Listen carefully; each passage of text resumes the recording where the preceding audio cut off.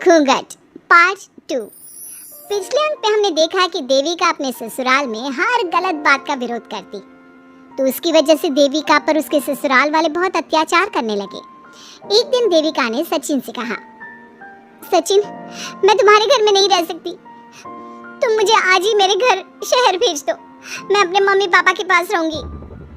क्यों देविका, तुम शहर क्यों जाना चाहती हो? यहाँ तुम्हें किस बात की परेशानी है? किस बात की परेशानी नहीं है सचिन, तुम्हारे घर के आदमी औरतों के साथ जानवरों जैसा व्यवहार करते हैं, मैं ऐसे माहौल में नहीं रह सकती।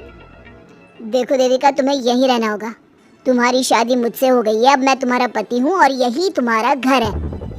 अच्छा, तो तुम्हें याद है कि मैं तुम्हारी पत्नी हूँ? जब तुम्हारे पिताजी और चाचा जी मुझे एक हफ्ते के लिए कमरे में बंद कर देते हैं, तब तुम्हें क्यों याद नहीं आता कि जो औरत कमरे में बंद है वो तुम्हारी पत्नी है? जब तुम्हारे जीजाजी और भाई मुझसे बदतमीजी से बात करते हैं, मुझे खाने के लिए कुछ नहीं देते, तब भी तुम्हें याद नहीं आता कि मैं तुम्हारी पत्नी हूँ? देखो देविका, तुम बेकार की बातें मत करो, तुम यहाँ ढंग से रहोगी, सबकी बात मानोगी तो कोई तुम्हें कुछ नहीं कहेगा। इस तरह जानवर की तरह रहना, ढंग से रहना है तो सॉरी सचिन, मैं नहीं रह सकती, मैं आज ही अपने घर जाऊंगी। ये बोलकर देविका अपना सामान पैक कर लेती है और घर से जाने लगती है। सचिन भी उसके पीछे पीछे चलता है और उसे समझाने की कोशिश करता है। जब ये सब जोगिंदर ने देखा तो बोल पड़ा, बहू, यह सब क्या हो रहा है? कहाँ जा रही हो? सचिन, बताओ अपने पिताजी को कि कहाँ जा रही हूँ मैं। तुम्हें शर्म नहीं आती अपने पति का नाम लेते हुए? मैं अपने पति का नाम ले रही हूँ, इसमें आपको क्या परेशानी है? आपका नाम तो नहीं ले रही हूँ ना? देविका, ये किस तरह से बात कर रही हो तुम पिताजी से? जिस तरह से करनी चाहिए उस तरह से कर रही हूँ बात। इससे अच्छी तरह से मैं तुम्हारे घर के किसी भी आदमी से बात नहीं कर सकती। तीनों की बात सुनकर घर के बाकी लोग भी वहां आ जाते हैं। तभी जोगिंदर कहता है, हमारे घर की औरतें अपने मर्दों का नाम नहीं लेती। तुम्हारे शहर में होता होगा, लेकिन हमारे यहाँ पर ऐसा कुछ नहीं होता। बहू, सचिन तुम्हारा पति है, तुम उसका नाम मत लिया करो। तुम अपने पति का नाम लेने की जगह ए जी, ओ जी, सुनो जी कहा करो। पति ना परमेश्वर होता है। तो परमेश्वर का तो हम नाम लेते हैं। क्यों माँ जी, क्या आप अपने इष्ट देव का नाम नहीं लेती? माँ जी, ये सब इन पुरुषों के बनाए तौर तरीके हैं, औरतों को दबाने के लिए। ये बेशर्म लड़की ऐसा नहीं सुधरेगी, ये हमारे घर की औरतों को भड़का रही है। सचिन, तुम इसे चुप कराओगे या फिर मैं करूं? नहीं पिताजी, मैं अभी समझा देता हूँ। चलो देविका अंदर, और कितना तमाशा बनाओगी मेरा? सचिन, मैं अंदर नहीं बाहर जाऊंगी, अब मैं यहाँ नहीं रह सकती।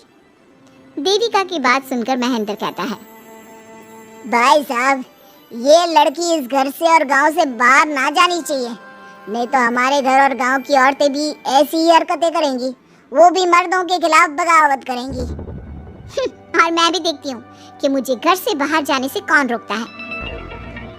बहू, इनसे बहस करने का कोई फायदा नहीं, तुम अंदर चलो। इस गांव के मर्दों के अंदर बहुत अहंकार भरा हुआ है। देविका किसी की बात नहीं सुनती और अपना सामान उठाकर घर से बाहर जाने लगती है। तभी वहाँ मोहन और कल्याण आते हैं। कल्याण देविका के हाथ में से उसका सूटकेस छीन लेता है और मोहन देविका को जोरदार थप्पड़ मारता है। देविका का सर दीवार में लगता है और वो बेहोश हो जाती है। देविका, तुम ठीक तो?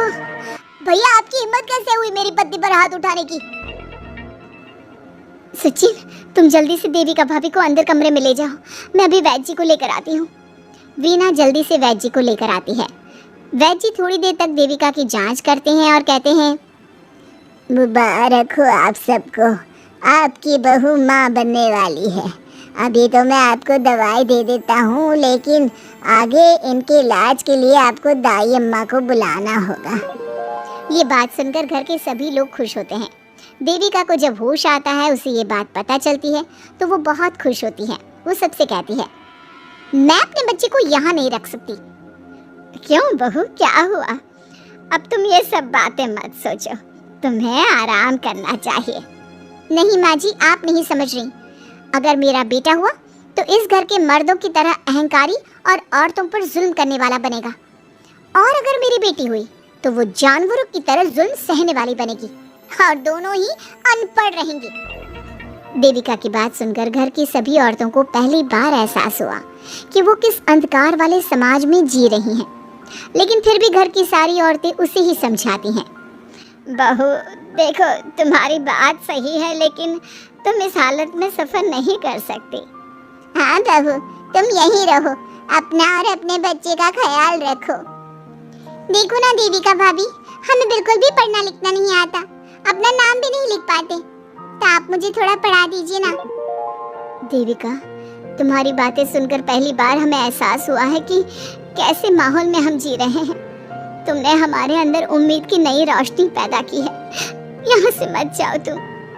देविका ने घर की औरतों की बात सुनी तो उसका दिल पसीज गया। उसने गांव में ही रहने का फैसला लिया।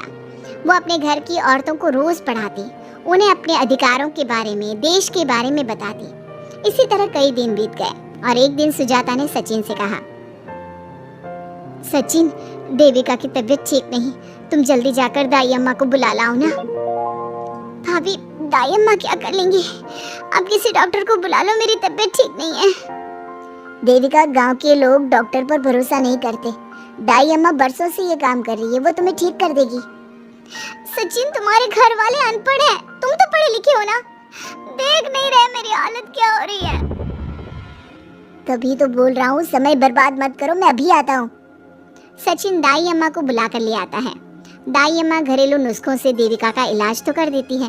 कुछ समय के लिए उसकी हालत भी स्थिर हो जाती है, लेकिन वो पूरी तरह से ठीक नहीं होती। फिर देविका सचिन से कहती है, सचिन, मुझे समझ में नहीं आ रहा तुम मुझे डॉक्टर के पास क्यों नहीं ले जा रहे। मैं माँ बनने वाली हूँ और मुझे ये भी नहीं पता कि मेरा हेमोग्लोबिन कितना है। दाई अम्मा कर रही है ना तुम्हारा इलाज। लेकिन दाई अम्मा को कुछ समझ में नहीं आ रहा कि मेरे साथ क्या हो रहा है। अगर देखो तुम मुझे नहीं लेकर गए ना तो मैं खुद ही चली जाऊंगी। अगले दिन देविका की तबीयत दोबारा बिगड़ जाती है और दाई अम्मा के किसी भी नुस्खे से वो ठीक नहीं हो रही थी। देविका ने सारी हिम्मत जुटाई और वो अकेले ही डॉक्टर के पास जाने लगी। उसे देखकर मोहन कहता है, बहू, इस हालत में कहाँ जा रही हो? आप लोगों के भरोसे रही ना तो आप लोग मुझे मार ही डालोगे। डॉक्टर के पास जा रही हूँ मैं। बहू, तेरा दिमाग तो ठिकाने पर है। हमारे घर की औरतें मर्दों से इलाज नहीं कराती। हे भगवान, इन जाहिल लोगों को मैं कैसे समझाऊं? डॉक्टर औरतें भी होती हैं। बहू, तो हमें पागल मत बना, हमने तो कभी कोई महिला डॉक्टर नहीं देखी। तू झूठ बोलकर निकलना चाहती है ना? इस गांव की सरहद से आप लोग कभी बाहर नहीं गए ना, इसलिए आप लोगों को नहीं पता कि महिलाएं डॉक्टर के अलावा क्या क्या है। ए लड़की, तुझसे तमीज से बात कर रहे हैं तो तू ज्यादा हवा में मत उड़। बोला ना एक बार, चल अंदर जा। चाचा जी, मैं अंदर नहीं जाऊंगी, डॉक्टर के पास जाऊंगी। मेरा इलाज सिर्फ डॉक्टर ही कर सकता है। ये बोलकर देविका घर से निकल रही थी कि तभी जोगिंदर ने उसे कमरे में ले जाकर बेड पर जोर से धक्का दे दिया, जिसकी वजह से देविका के पेट में चोट लग गई और वो दर्द की वजह से जोर जोर से चिल्लाने लगी। ये देखकर घर की सारी औरतें देविका को संभालने लगी। देविका, हिम्मत रखो, सब ठीक हो जाएगा। देविका भाभी, आप ठीक हो ना? माँ, कुछ करिए ना, भाभी की तबीयत बहुत खराब हो रही है। लेकिन मैं क्या कर सकती हूँ? भाभी, कुछ तो करो, कहीं बहू को कुछ हो ना जाए। उधर जोगिंदर मेन गेट पर बड़ा सा ताला लगा देता है और कहता है, आज के बाद इस घर से कोई भी औरत बाहर नहीं निकलेगी। देविका का बच्चा भी इसी घर में होगा, ये जिंदा रहे या मर जाए। जोगिंदर की बात सुनकर सभी औरतें बाहर आती हैं। जब विमला को इस बात का एहसास हो जाता है कि जोगिंदर देविका को डॉक्टर के पास किसी कीमत पर नहीं जाने देगा, तब विमला पहली बार अपना घूंघट उठाकर तेज आवाज में कहती है, मैं भी देखती हूँ देविका को डॉक्टर के पास जाने से कौन रोकता है। आज देविका डॉक्टर के पास जाकर रहेगी। देविका की सास का घूंघट आखिरकार उतर ही गया। घर के आदमियों ने पहली बार विमला का ये रूप देखा था और उसकी तेज आवाज पहली बार सुनी थी। क्या विमला अपनी बहू की जान बचा पाएगी या जोगिंदर अपनी पत्नी की आवाज भी दबा देगा? ये जानने के लिए हमारे अगले एपिसोड का इंतज़ार कीजिए और हमें कमेंट में ये भी बताइए कि घर की औरतों को आगे क्या कदम उठाना चाहिए।